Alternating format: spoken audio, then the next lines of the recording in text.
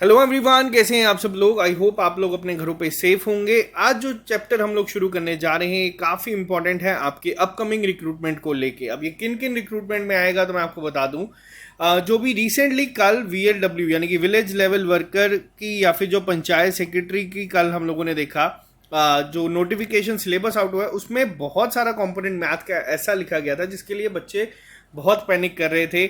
कि जिसमें आप लोगों ने देखा होगा, आपको कोन है, क्यूबॉइड है, सर्कल है, इसके अलावा ट्रिग्नोमेट्रिक रेशियो है। ये आ जाता है सब हमारा जो एडवांस मैथ की फॉर्म में अप टू क्लास 10 तक का है। इसी के साथ साथ अगर मैं बात करूं बॉर्डर बटालियन की, बॉर्डर बटालियन में भी बहुत हद तक आपको ये मिलता जुलता सिलेबस दिखेगा। SSC लद्दाख की अगर मैं बात करूं जो 700 वैकेंसीज आई हैं उसमें भी आपको बता दूं ये कंपोनेंट आपको सेम मिलेगा। और बहुत सारे बच्चे इस कंपोनेंट के लेके बहुत सारा पैनिक कर रहे थे। मैंने कल भी आपको कहा था कि आपको जो ये पूरा क्वांट और रीजनिंग है ये सारा का सारा आप लोगों को मैं यहाँ पे करवाऊंगा। इसके बाद आप लोग कोई भी एग्जाम जाके दे सकते हैं। फिर वो आप कोई बैंकिंग एग्जाम देना चाहते हैं वो दे सकते हैं। अगर आप लोग SSC के एग्जाम नेशनल लेवल पे देना चाहते हैं तो आप लोग वो दे सकते हैं। तो पूरी चीज़ों को डिस्कस करेंगे। सबसे पहले मैं आपको बता दूं ये जो मेन कंपोनेंट है ये SSC एग्जाम्स के होते हैं। अपने बारे में एक ब्रीफ इंट्रोडक्शन दे दूं तो मैंने लगातार 2 बार 175 प्लस स्कोर करा है SSC CGL टायर 1 में। और इसके आपको एक हिंट दे दूं कि आपको उससे कहीं ना कहीं पेपर जो आएगा वो इसका इजी ही होगा। तो मैं आपको बिल्कुल जीरो लेवल से करवाऊंगा। जिन लोगों ने कभी नहीं भी पढ़ा 10th के बाद मैथ, आप लोगों को भी चीज़ें समझ आएंगी। तो आज हम लोग ये चैप्टर शुरू करने जा रहे हैं। उससे पहले आपको बता दूं हमारा VLW का एक कोर्स जो है अभी तक आप लोगों को बहुत सारी जगह पे देखने को मिल चुका होगा। ये स्टार्ट हो चुका है, हर जगह 7,000 8,000 फीस चल रही है। अगर आप लोगों को पूरा कोर्स चाहिए जिसमें video lectures, mock test, notes, MCQ series होगी तो हम आपको SSS की ऐप पे मिल जाएगा। इस कोर्स की फीस है 500 रुपये, जो कि हर कोई बच्चा अफोर्ड कर सकता है। साथ ही साथ बॉर्डर बटालियन का कोर्स भी आपको मिल जाएगा।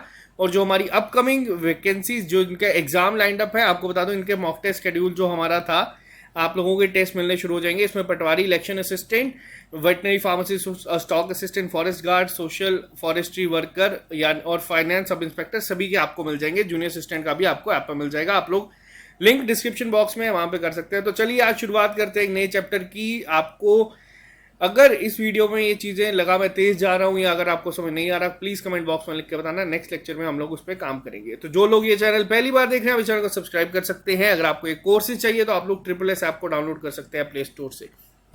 तो चलिए शुरू करते हैं हम आज की क्लास को। क्लास होगी हमारी बिल्कुल सेम तरीके से जैसे मैंने आप लोगों को नो योर डिस्ट्रिक्ट पढ़ाया था वैसे ही हम लोग पढ़ेंगे। देखो ज्योमेट्री को लेके ना बहुत सारे मैथ को लेके बच्चों के दिमाग में बहुत तरीके के डर है। आज सबसे पहले तो हम उन डर को खत्म करेंगे। आज जो हम चीज़ों को शुरू करेंगे आप ही लोग इन चीज़ों को क्लासेस को शुरू करेंगे। सबसे पहली चीज़ मुझे बताओ लाइन क्या होती है। लाइन आप लोगों ने देखा होगा, बचपन से हम लोग स्केल लेके ड्रॉ करते हैं। लाइन होती क्या है आप लोगों को कोई डेफिनेशन याद नहीं करनी। आप लोगों को जो प्रॉपर्टीज़ मैं बताऊंगा वो हम लोग जब प्रैक्टिस करेंगे तब आप लोगों को इंप्लीमेंट होगी। आज मैं बस आपको एक ओवरव्यू दूंगा। लाइन क्या होती है, लाइन हम लोगों ने बचपन से पढ़ा है।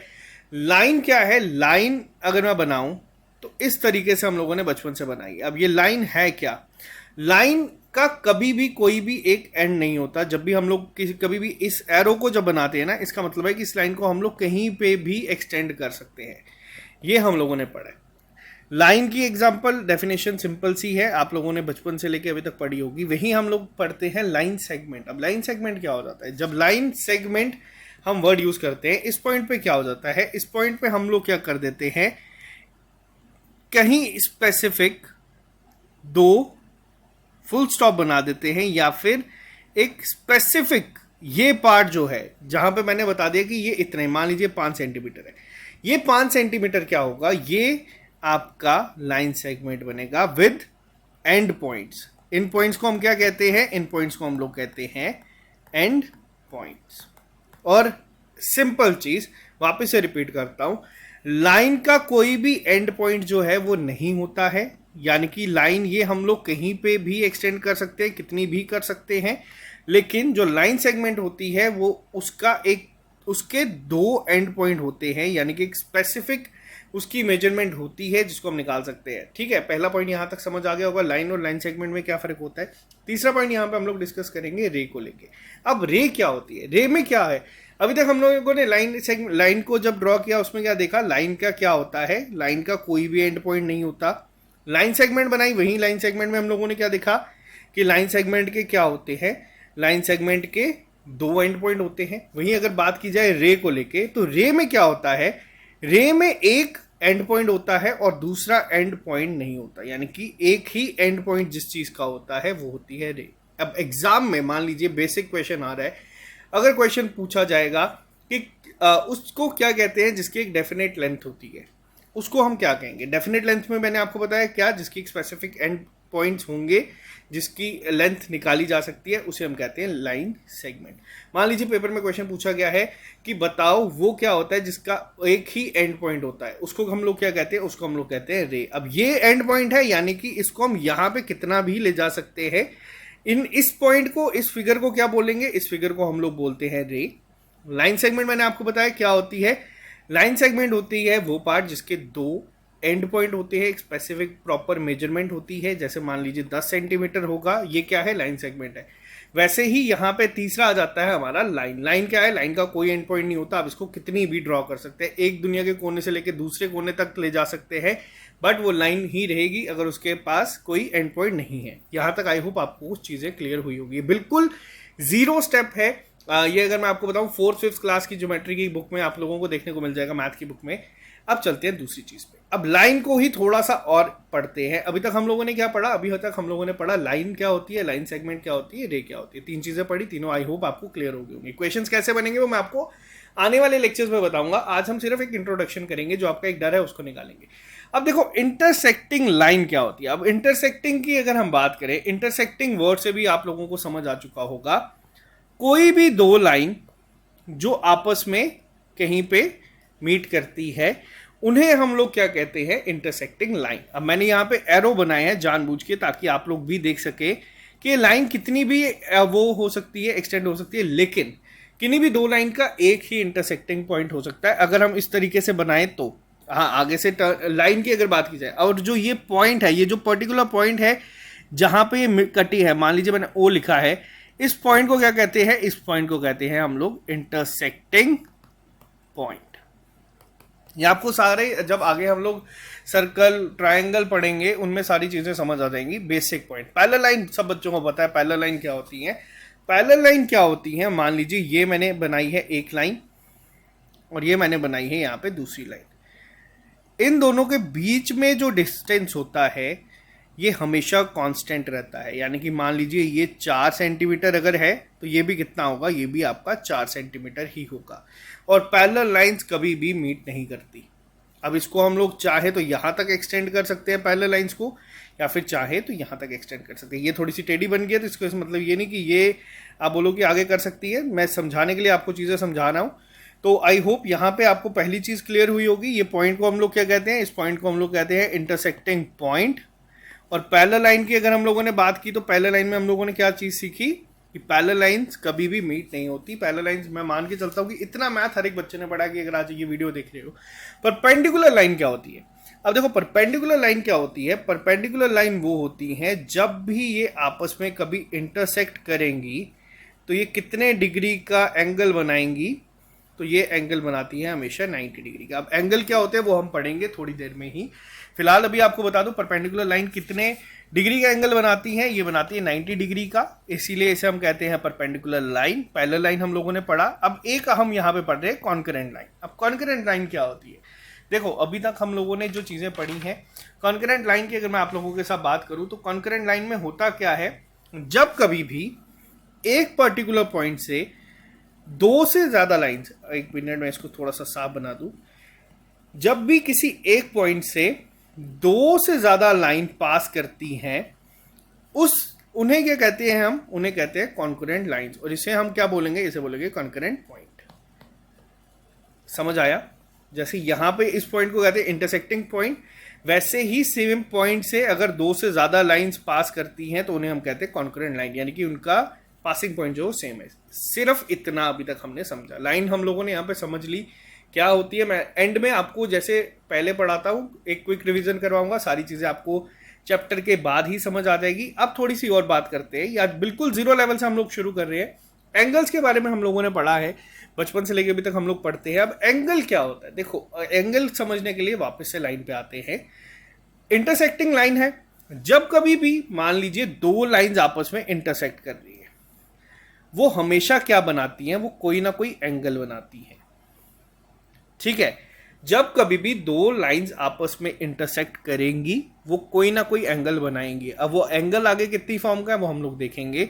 जैसे कि मैंने आपको ये क्या बताया, परपेंडिकुलर लाइन में हम लोगों ने चीज को देखा, दो लाइंस ने आपस में इंटरसेक्ट करा, ये क्या बनाया था, एंगल कितने डिग्री का, 90 डिग्री का, तभी ये क्या बना, परपेंडिकुलर लाइन।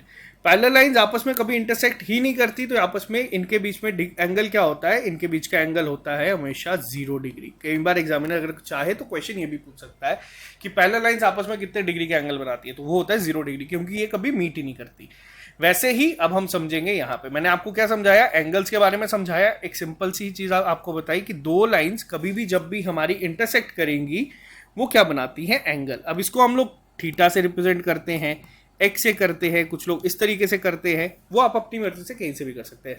कोई डेफिनेशन याद नहीं करनी, कोई डेफिनेशन रट्टा नहीं मारनी, सिर्फ चीजों को समझना है। अब बात करेंगे एंगल्स कितने टाइप के होते हैं। ये तो हमने पढ़ लिया कि भाई दो लाइंस आपस में जब भी इंटरसेक्ट करती है वो आपस में एक एंगल बनाती है। अब बात आती है कि एंगल कितने किस्म के होते हैं। तो पहली चीज मैं आपको बता दूं, सबसे पहला हम लोगों ने पढ़ा है एक्यूट एंगल। मैं मान के चल रहा हूँ, ये अज्यूम करके चल रहा हूँ कि आप लोगों को ये चीज़ें पता होंगी, नहीं भी पता होंगी तो आप लोगों को थोड़ी मेहनत की ज़्यादा ज़रूरत है। एक्यूट एंगल क्या होता है, जब कभी भी एंगल कितने डिग्री से कम हो, 90 डिग्री से कम हो। मान लीजिए मैंने ये एंगल एक ड्रॉ किया है, दो लाइन का मिलता हो, ये मान लीजिए 60 डिग्री है। अगर पूछा जाएगा तो ये कि ये कौन सा एंगल है, ये एक्यूट एंगल है। एक्यूट एंगल क्या होते हैं, एक्यूट एंगल हमेशा 90 डिग्री से कम होते हैं। वहीं राइट एंगल हम लोगों ने अभी पढ़ा, राइट एंगल कितना डिग्री का एंगल होता है, राइट एंगल हमेशा होता है हमारा 90 डिग्री का एंगल। यानी कि जब भी दो लाइंस इंटरसेक्ट करती हैं वो एक दूसरे को 90 डिग्री के एंगल पे काटते हैं, और इसे ही हम लोग क्या कहते हैं, इसे ही हम लोग कहते हैं परपेंडिकुलर लाइंस। ठीक है, अब बात करते हैं ऑब्ट्यूस एंगल पे। अब ऑब्ट्यूस एंगल क्या हुआ, देखो अभी तक हम लोगों ने क्या पढ़ा। अब कभी आप लोगों ने अगर, जिसे हम लोग डी कहते हैं, अगर सिंपल लैंग्वेज में जाऊँ, आप लोगों ने डी देखी होगी हमेशा, वहाँ पे आप लोगों ने देखा होगा यहाँ से शुरू होता है 0, 10, 20, 30, 40, 50, 60, 70, 80, 90, और यहाँ पे सेंटर में 90 आता है, फिर यहाँ पे वापस चलना शुरू हो जाते हैं। अब अगर आप लोगों ने कभी ये देखा है, अब आपको बताऊँ, अगर पूछा जाए कि ये एंगल कितने डिग्री का है, ये एंगल होता है 30 डिग्री का। लेकिन आप लोगों ने कभी अगर इसको ध्यान से देखा होगा ना, इसके यहीं पे लिखा होता है 180, 170, 160, 150, 140। अब ये क्या हुआ, जब कभी हम एंगल इस तरीके से देखेंगे तो ये एंगल कितने डिग्री का होगा, ये मान लीजिए 30 डिग्री का है, तो इसको हम लोग क्या कहेंगे, एक्यूट एंगल। वही मान लो अगर मैं इस एंगल को कभी इस तरीके से देखूंगा तो ये कितने डिग्री का होता है एंगल, ये होता है हमारा ऑब्ट्यूस एंगल। ऑब्ट्यूस एंगल हमेशा कितने डिग्री से ज्यादा होता है, ऑब्ट्यूस एंगल हमेशा लाई करता है कितने डिग्री में, ऑब्ट्यूस एंगल हमेशा करता है theta greater than 90 degree but less than 180 degree. अब ये चीज भी याद रखना। वैसे यहां पे बता दूं कितना है, greater than 0 degree but less than 90 degree. उसे क्या कहते हैं, उसे हम कहते हैं एक्यूट एंगल। जब 90 डिग्री का जाता है तब हम कहते हैं राइट एंगल। ऑब्ट्यूस एंगल क्या होता है, मैंने आपको बता दिया, 0 डिग्री से लेके कितना, 180 डिग्री से नीचे। अब 180 डिग्री क्या हुआ, देखो 0 डिग्री एंगल आपको मैंने बताया एग्जांपल डी की, जब यहां इस पर्टिकुलर पॉइंट पे देखेंगे 0 डिग्री होगा ये, बट अगर मैं इसको इस तरीके से देखूं तो ये कितने डिग्री का एंगल बनाता है, ये बनाता है 180 डिग्री का एंगल। जब कभी भी स्ट्रेट एंगल होता है कितने डिग्री का बनाता है, कोई एक पॉइंट होगा यहाँ पे, ये कितने डिग्री का एंगल होगा, ये हमेशा होगा 180 डिग्री का। अगर एग्जाम में पूछा जाएगा कि स्ट्रेट एंगल कितने डिग्री का होता है, ये होता है 180 डिग्री का। ये चीज याद रखनी है। नेक्स्ट पे आते हैं अब रिफ्लेक्स एंगल। मैंने आपको एक सिंपल एग्जांपल दी एक्यूट एंगल की। अगर मैं बात करूं, देखो आप लोगों ने हमेशा देखा होगा डी को, अगर देखा होगा तो डी तो आप लोगों ने देखी होगी 180 डिग्री तक होती है, लेकिन एंगल कितने तक होते हैं, एंगल 360 डिग्री से भी ज्यादा के होते हैं। अब किस तरीके से होते हैं मैं आपको बताता हूँ। मान लीजिए ये एक एंगल है, या फिर मैं इसको और सिंपल बनाता हूँ, एक सेकेंड। मान लीजिए ये हमारा एक एंगल है, ठीक है, ये एंगल मैंने अभी ऊपर बनाया, वापस से यहाँ बना देता हूँ, कितने डिग्री का, 30 डिग्री का। ये तो आ गया हमारा acute angle A B C. लेकिन एक एंगल अगर आप ध्यान से देखो तो हमारा ये भी बन रहा है। ये जो एंगल होते हैं, इस एंगल को हम लोग क्या कहते हैं, इस एंगल को हम लोग कहते हैं रिफ्लेक्स एंगल, जो 180 डिग्री से ज्यादा के होते हैं। कितने तक के होते हैं, अब ये याद रखना, रिफ्लेक्स एंगल हमेशा 180 डिग्री से बड़ा होता है, लेकिन 360 से कम। ठीक है, अब किस तरीके से देखो, मान लो ये एक डी तो हम लोगों ने हमेशा देखी है, मैं आपको सिंपल तरीके से समझाने की कोशिश कर रहा हूं। एक डी हम लोगों ने देखी है हमेशा, कंपास जिसको हम लोग यहाँ पे कहते हैं। अब देखो दूसरी चीज क्या है, यहाँ पे हम इसको समझना पड़ेगा। यहाँ पे मान लो मैं 2 को जोड़ लेता हूं, यहाँ पे मैंने 2D को रख लिया, एक पूरा सर्कल बनेगा, हो सकेगा तो बाजार से लेके चेक कर लेना। यहां तक 180 डिग्री आया हमारा, ये होता है 190, यहां आएगा 200, 210, 220, इस तरीके से एंगल बनते जाएंगे। और अब अगर मैं पूछूं आपसे, ये एंगल जो मैंने बनाया ये तो था 30 डिग्री। अगर मुझे पूछा जाए कि इसका आउटर एंगल कितना होगा, आप लोग यहां से लेके चेक करेंगे, ये एंगल आपको दिखा देगा। जो भी आपका यहाँ पे बनेगा ये होगा, जो आपका बनाया जाएगा ये होगा आपका रिफ्लेक्स एंगल। जो आउटर एंगल होता है बेसिकली उसे हम कहते हैं रिफ्लेक्स एंगल। अगर सिंपल लैंग्वेज में बताऊं, एक्यूट एंगल के बाहर जो एंगल बनेगा, ये बड़ा सा एंगल 180 डिग्री से ज्यादा होता है हमेशा। क्यों ज्यादा है, क्योंकि 180 तो हम लोगों ने देखा क्या होती है, स्ट्रेट लाइन। ठीक है, ये उससे भी ज्यादा होता है। तो यहाँ पे चीज समझ आई। अब लास्ट पॉइंट पे आते हैं, पॉइंट एंगल क्या होता है। मान लीजिए मैंने यहाँ पे एक डॉट बनाई है, इसका एंगल कितने डिग्री का होगा। अगर आपसे पूछा जाए पेपर में, मान लीजिए ये क्वेश्चन है, इस डॉट का बताओ कितने डिग्री का एंगल है, क्या ये 0 डिग्री का होगा। आपको बता दूं, यहां से लेके यहां तक अगर हम इसको बनाए तो ये होता है आपका पॉइंट एंगल, हमेशा 360 डिग्री का। ये एक सिंपल एंगल्स मैंने आपको समझाए हैं। एक्यूट एंगल बचपन से पढ़ते आ रहे हैं, 90 डिग्री से छोटा होता है, लेकिन 0 डिग्री से लेके 90 डिग्री के बीच में एक्यूट एंगल्स कहते हैं। 90 डिग्री का जो एग्जैक्ट होता है उसे हम राइट एंगल कहते हैं। 180 डिग्री से 90 डिग्री के बीच में जो एंगल्स होते हैं उनसे ऑब्ट्यूज एंगल कहते हैं। स्ट्रेट एंगल हमारा हमेशा 180 डिग्री का होता है, जिसको हम लोग, अगर लीनियर पे मैं बाद में समझाऊंगा। रिफ्लेक्स एंगल की अगर मैं बात करूं तो मैंने आपको बताया 180 डिग्री से जो ज्यादा बड़े होते हैं 360 तक, उन्हें हम रिफ्लेक्स एंगल कहते हैं। और पॉइंट एंगल की अगर मैं बात करूं तो पॉइंट एंगल्स हम लोगों ने देखा जो हमारे 360 डिग्री के होते हैं। यहां तक एंगल्स आई होप आपको क्लियर हो चुके होंगे। एक स्टेप और आज हम इसको ऊपर लेके चलेंगे, ये बहुत बेसिक था। अब आप लोगों को बता दूं, जो एग्जाम में आप लोगों को एक टॉपिक भी है, कॉम्प्लीमेंट्री एंगल लिखा भी है सिलेबस में आपके। अब यहां पे अगर मैं बात करूं, अब एंगल्स में चीजें और किस तरीके से होती है। एक आप लोगों ने सुना होगा कभी एंगल बाइसेक्टर। अब एंगल बाइसेक्टर क्या करता है, मान लीजिए ये हम लोगों ने क्या किया, हम लोगों ने यहां पे एक एंगल बनाया। एक सेकेंड, मान लीजिए ये हम लोगों का एक एंगल है। एक सेकेंड, मैं आपको इसको थोड़ा और क्लियर करके दिखाता हूं। मान लीजिए ये हम लोगों ने एक एंगल बनाया, ठीक है। अब इसके बीच से, जिसे हम एंगल बाइसेक्टर भी कहते हैं, होती ये लाइन है, एक एंगल बाइसेक्टर लाइन आई है। ये क्या करती है, ये दो एंगल्स को डिवाइड करती है इक्वल में। मान लीजिए अगर ये पूरा 60 डिग्री का था, जो हमारा एंगल ए बी सी था, ये 60 डिग्री का था। अगर स्पेसिफिकली मेंशन होगा कि BD क्या है, BD एक एंगल बाइसेक्टर है, तो बताओ एंगल 1 कितना होगा। ये क्या करेगा, ये हमेशा दोनों को इक्वल में काटेगा। तो वहां पे मेंशन होगा एंगल बाइसेक्टर, तो हमेशा याद रखना दोनों एंगल जो हैं वो हमेशा इक्वल होंगे। अगर मेंशन किया जाएगा कि एंगल्स को इक्वल में बांटा जा रहा है, तो एंगल 1 अगर पूछा जाए तो ये भी 30 डिग्री का होगा, एंगल 2 भी आपका 30 डिग्री का होगा। आज मैं आपको कोई क्वेश्चन नहीं करा रहा, बस आपको एक सिंपल एग्जाम्पल के तौर पर चीजें समझा रहा हूँ कि होती क्या है। नेक्स्ट पे आते हैं कॉम्प्लीमेंट्री एंगल। कॉम्प्लीमेंट्री एंगल पे क्वेश्चन बहुत बार बनता है। अब होता क्या है, देखो कॉम्प्लीमेंट्री एंगल क्या होता है, जब कभी भी आपके दो एंगल्स का सम 90 डिग्री का होगा, ये हमेशा क्या बनाएंगे, कॉम्प्लीमेंट्री एंगल्स। अब जैसे कि आपके सामने यहां पे है θ1 प्लस θ2 हमेशा 90 डिग्री। पेपर में क्या होता है, पेपर में आपको दे दिया जाता है if one angle is 30 degree and they are complementary angles, find other one. इस तरीके से आपको पेपर में दिया जाएगा। है कुछ भी नहीं है, बहुत इजी है। अगर चीजें एक बार समझ लोगे ना होती क्या है, पेपर में जो भी डर है ना वो सारा निकल जाएगा। अब आपको बेसिक क्वेश्चन आता है, आपको पता है कि हाँ यार एक अगर 30 डिग्री है, दोनों का सम क्या होता है, दोनों का सम 90 डिग्री होता है, तो आप यहाँ से आसानी से जो है निकाल लोगे कि सेकंड जो है वो 60 डिग्री है। अब ये निकाल लोगे कब, जब आपको ये चीज़ पता है। कॉम्प्लीमेंट्री एंगल्स क्या होते हैं, जिनका हमेशा सम क्या होता है 90 डिग्री। वैसे ही अगर एक और बताऊं तो वो आते हैं हमारे सप्लीमेंट्री एंगल्स।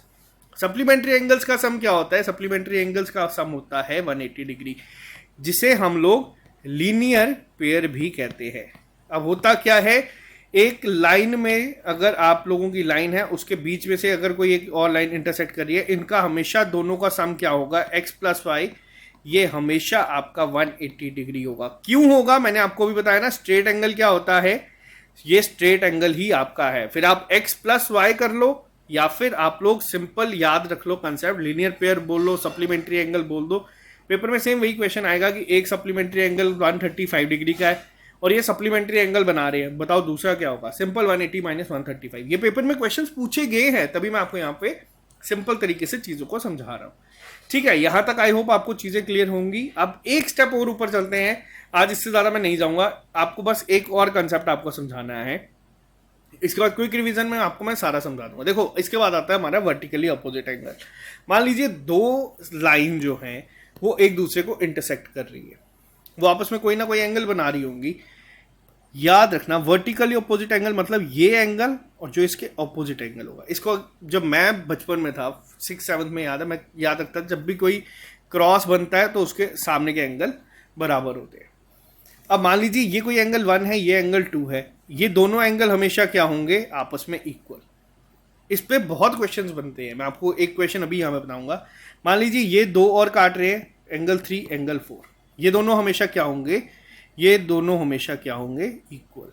एंगल 3 एंगल 4 के इक्वल होगा, एंगल 1 हमेशा एंगल 2 के इक्वल होगा। अब मैं आपको एक हिंट देता हूँ, आपको एक क्वेश्चन देता हूँ। मान लीजिए पेपर में आपको ये दिया है, फिगर बना के दिया है, एक एंगल दे दिया आपको 45 डिग्री, आपको पूछा गया है फाइंड एक्स, इस तरीके से दिया है। अब आप कैसे करेंगे, अब देखो अगर आपको एक दिमाग में कंसेप्ट है स्ट्रेट एंगल का, तब आप निकाल लेंगे। क्यों, क्योंकि हम लोगों ने अभी क्या देखा, ये क्या बना रहा है यहाँ पे, ये बना रहा है यहाँ पे स्ट्रेट एंगल, ये 45 डिग्री का है, तो automatically x plus 45 is equal to 180 degree. Straight angle हमेशा याद रखना सीधी लाइन स्ट्रेट एंगल बनाती है या लीनियर पेयर। अब यहाँ से x निकाल दोगे, क्या आ जाएगा 135। अगर नहीं स्ट्राइक कर रहा, तब हम लोगों को पता है कि वर्टिकली अपोजिट एंगल्स क्या होते हैं, वर्टिकली एंगल अपोजिट एंगल्स क्या होते हैं 45 डिग्री। इसके ऑपोजिट एंगल क्या होगा, x के ऑपोजिट वाला भी क्या होगा x। और मैंने आपको बताया है जब एक सर्कल कंप्लीट होता है उसका सम कितना होता है, उसका सम होता है 360 डिग्री। अब आप इसको 45 प्लस x करके सॉल्व करके निकाल लो, तब भी आपका आंसर यही आएगा। ये मैं आपको एक हिंट दे रहा हूं कि पेपर में इस तरीके से क्वेश्चन पूछे जाते हैं। आपको एंगल दे दिया जाएगा, बताए, और ये जो जितनी प्रॉपर्टीज हम पढ़ रहे हैं ना, ये क्वेश्चंस में अप्लाई होती है, तो आपको ये चीजें समझ आनी चाहिए। वर्टिकली ऑपोजिट एंगल आपको आई होप क्लियर हो चुका होगा। जब दो ऑपोजिट एंगल्स जो होते हैं हमेशा वर्टिकली, जब भी कोई लाइन इंटरसेक्ट करेगी तो जो ऑपोजिट एंगल्स होते हैं वर्टिकली वो हमेशा इक्वल होते हैं, जैसे 1 और 2, 3 और 4।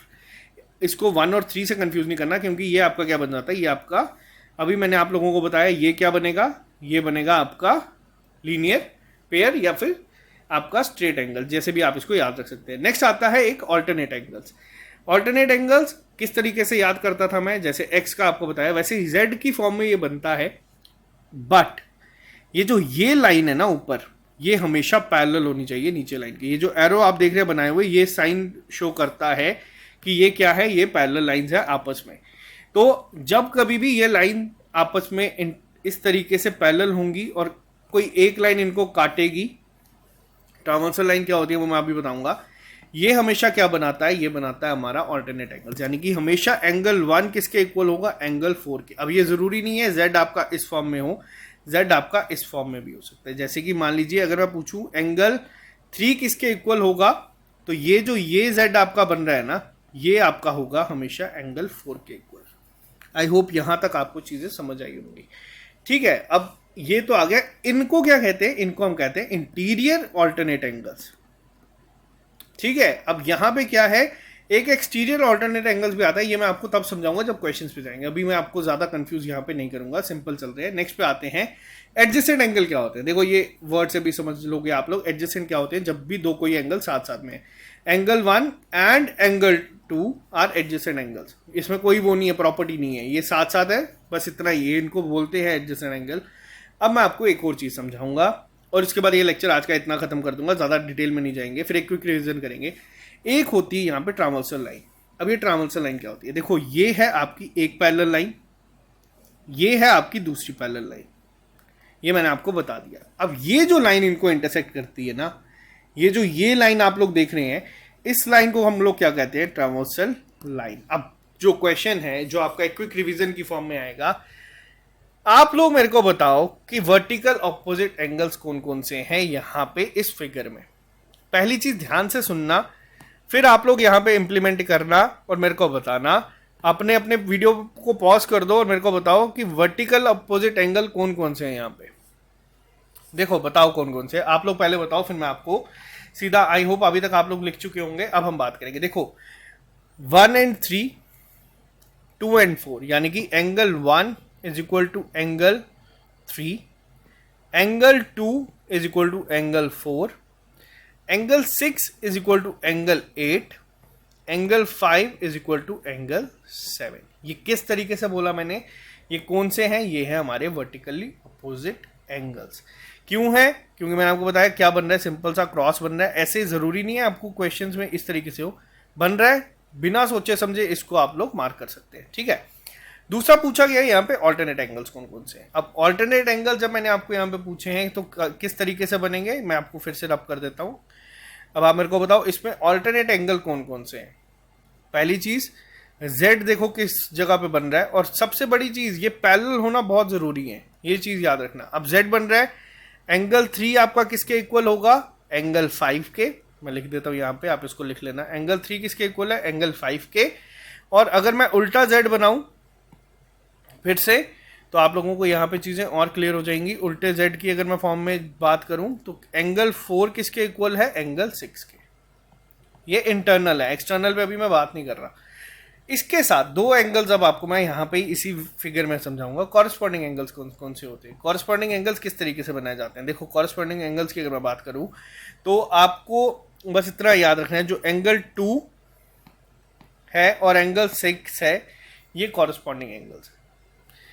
एंगल 1 और एंगल 5 जो है ये आपके कॉरस्पॉन्डिंग एंगल्स है। एंगल 3 और एंगल 7, एंगल 4 और एंगल 8 ये आपके कॉरस्पॉन्डिंग एंगल्स है। लास्ट चीज आज का मैं आपको बस यहाँ पे बताऊंगा, सप्लीमेंट्री एंगल्स इनमें से कौन से हैं, ये याद रखना। जब कभी भी आपकी दो पैरेलल लाइंस, मैं इसको थोड़ा सा यहाँ पे बना देता हूँ, जब कभी भी आपकी दो पैरेलल लाइंस हैं और ये आपस में इंटरसेक्ट हो रही हैं, ठीक है, तो जो आपके ये इंटरनली एक दूसरे के एंगल्स होंगे ना, ये वाले एडजेसेंट एंगल जिसको हम कह रहे हैं, ये वाले दो, ये हमेशा किसके बराबर होंगे, यानी कि एक्स और वाई, या फिर इसको θ1 या θ2 अगर मैं बोल दूं, ये हमेशा किसके इक्वल होंगे, ये हमेशा होंगे 180 डिग्री के। ये बहुत बार आपकी जो प्रॉपर्टी है वो यूज होगी, तो इसको कहीं पे लिख लेना, आपको याद रहेगा। अगर मैं यहां पे बात करूं तो angle 4 plus angle 5 is equal to, अब सेम एंगल 3 और angle 6 is equal to 180 degree. ये कौन से एंगल है, ये सप्लीमेंट्री। इसको एक पर्टिकुलर चीज को नोट कर लीजिएगा, जो आपको मैं अभी बस बता के जा रहा हूं, तो ये आपको चीजें याद रहेगी। आज हम लोगों ने जो चीजें सीखी हैं, मैं एक बार आपको जल्दी से क्विक रिवीजन यहाँ पे दे देता हूं, ताकि आप लोगों को चीजें याद रहे। मेरे साथ साथ रिपीट करना, ताकि आपको चीजें दिमाग में रह जाए और आपको ये लेक्चर कभी दोबारा देखने की जरूरत ना पड़े। सबसे पहली चीज क्या है, लाइन क्या है। लाइन एक ऐसी चीज है जिसका कोई एंड पॉइंट नहीं है, आप इसको कितना भी खींच सकते हैं, कहीं पे भी लेके जा सकते हैं। लाइन सेगमेंट क्या है, लाइन सेगमेंट लाइन ही है लेकिन विद एंड पॉइंट्स। अब ये चीज पहले याद रखना, इसमें एक आपको प्रॉपर लेंथ दी जाती है, जिसमें आपको गिवन होता है प्रॉपर। रे क्या होता है, रे has only one and point, और दूसरा क्या है, दूसरा उसका एंगल, आप कहीं पे भी इसको कितना भी खींच सकते हैं, ठीक है। इसके बाद हम लोगों ने क्या पढ़ा, इसके बाद हम लोगों ने पहली चीज पढ़ी इंटरसेक्टिंग लाइंस के बारे में। इंटरसेक्टिंग लाइंस क्या होती है, जब भी कोई दो लाइंस आपस में एक दूसरे को काटती हैं, उस पॉइंट को हम कहते हैं इंटरसेक्टिंग पॉइंट, और उस उन लाइंस को हम कहते हैं intersecting lines. Parallel lines never intersect each other. क्यों? क्योंकि उनके बीच का जो डिस्टेंस है वो हमेशा कांस्टेंट रहता है, या जो उनके बीच का एंगल है वो 0 डिग्री का है। ये कभी भी जो है एक दूसरे से नहीं मिलती हैं। परपेंडिकुलर लाइन में हम लोगों ने अब चीज़ों को पढ़ा था, अब आपको चीज़ें और क्लियर होती जाएंगी। ये अपने आप में एंगल कितना बनाते हैं? 90 डिग्री का। और 90 डिग्री के एंगल के बाद हम लोगों ने पढ़ा कॉन्करेंट लाइन। जब एक ही पॉइंट से दो से ज़्यादा लाइन्स ट्रेवल करती हैं या पास करती हैं, उस पॉइंट को हम कहते हैं कॉन्करेंट पॉइंट, और उन लाइन्स को कहते हैं कॉन्करेंट लाइन्स। नेक्स्ट पार्ट हम लोगों ने पढ़ा था एंगल्स को लेके। एक्यूट एंगल्स क्या होते हैं? एक्यूट एंगल वो होते हैं जिनका जो 0 डिग्री से 90 डिग्री के बीच में होते हैं। राइट एंगल को हमने पढ़ा जो कि हमारे 90 डिग्री के होते हैं। ऑब्ट्यूस एंगल हम लोगों ने पढ़ा जो वो 90 डिग्री से बड़े होते हैं और 180 डिग्री से छोटे होते हैं। स्ट्रेट एंगल हम लोगों ने पढ़ा जिसको 180 डिग्री का होता है। रिफ्लेक्स एंगल हमारे 180 से बड़े होते हैं और 360 डिग्री तक होते हैं। और पॉइंट एंगल हम लोगों ने पढ़ा जो 360 डिग्री का होता है। इसके अलावा हम लोगों ने यहाँ पे आज देखा angle bisector, complementary angles, supplementary angles. Complementary angles का सम कितना होता है? हमेशा कॉम्प्लीमेंट्री एंगल्स का सम होता है हमेशा 90 डिग्री का। फिर वो आपके सामने यहाँ पे मैंने एक फिगर में भी बताया है। जब प्रैक्टिस करेंगे तो सारी चीजें मैं आपको क्लियर करवा दूंगा। बस एक थ्योरी बेस्ड लेक्चर आप मान के चले। सप्लीमेंट्री एंगल्स का सम हमेशा कितना होता है? सप्लीमेंट्री एंगल्स का सम होता है 180 डिग्री, जो भी हमने ट्रांसवर्सल लाइन के केस में भी देखा था। इसके अलावा एंगल बाइसेक्टर देखा था जो हमेशा दो एंगल्स को इक्वली बाइसेक्ट करता है। इसके अलावा हम लोगों ने पढ़ा vertically opposite angle. Simple language में बोलूँ तो क्रॉस जहाँ पे बनता है उसके ऑपोजिट एंगल्स हमेशा इक्वल होंगे। फिर वो आपका किसी भी तरीके का हो, इस तरीके का हो, इस तरीके का हो, हमेशा जो इनके ऑपोजिट एंगल्स हैं ये हमेशा आपके इक्वल ही होंगे। ये प्रॉपर्टी है, इसको नोट कर लेना। ऑल्टरनेट एंगल्स में देखा जब भी कभी लाइन पैरेलल होगी, वर्टिकल ऑपोजिट में तो आपको पता है पैरेलल लाइंस तो आ ही नहीं सकती, वो क्योंकि इंटरसेक्ट नहीं करती। ऑल्टरनेट एंगल्स में हम लोगों ने क्या देखा? जब भी कभी आपका कोई z बनता है पैरेलल लाइंस के बीच में, यानी कि दो पैरेलल लाइंस को कोई एक लाइन इंटरसेक्ट करती है, तो जो उसके इंटरनल एंगल्स हैं, ऑल्टरनेट एंगल्स जो हैं, वो हमेशा इक्वल होते हैं। एडजेसेंट एंगल हम लोगों ने देखा जो साथ साथ होते हैं उसे एडजेसेंट एंगल कहते हैं।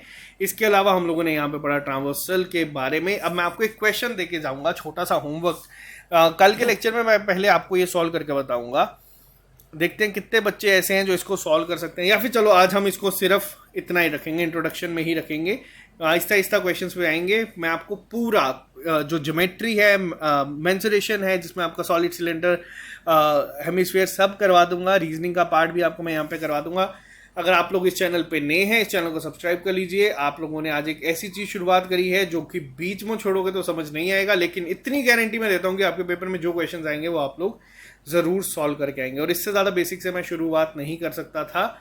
आई होप आपको ये लेक्चर पसंद आया होगा। अगर आपको ये लेक्चर पसंद आया है तो चैनल को सब्सक्राइब कर सकते हैं। अगर आपको प्रॉपर नोट्स चाहिए, PDF चाहिए, और मॉक टेस्ट सीरीज हम लोग जल्दी इसकी शुरू करेंगे, VLW की भी और बॉर्डर बटालियन की भी, तो आप लोग हमारे ऐप पे जा सकते हैं, वहां से इस कोर्स को परचेज कर सकते हैं। और आपको किसी कोचिंग क्लास में जाने की जरूरत नहीं है, आपका सारा यहाँ पे कवर हो जाएगा। Okay guys, bye bye, take care, all the best. मिलते हैं जल्दी नए लेक्चर के साथ। अभी के लिए दीजिए इजाजत। Have a nice day, see you soon.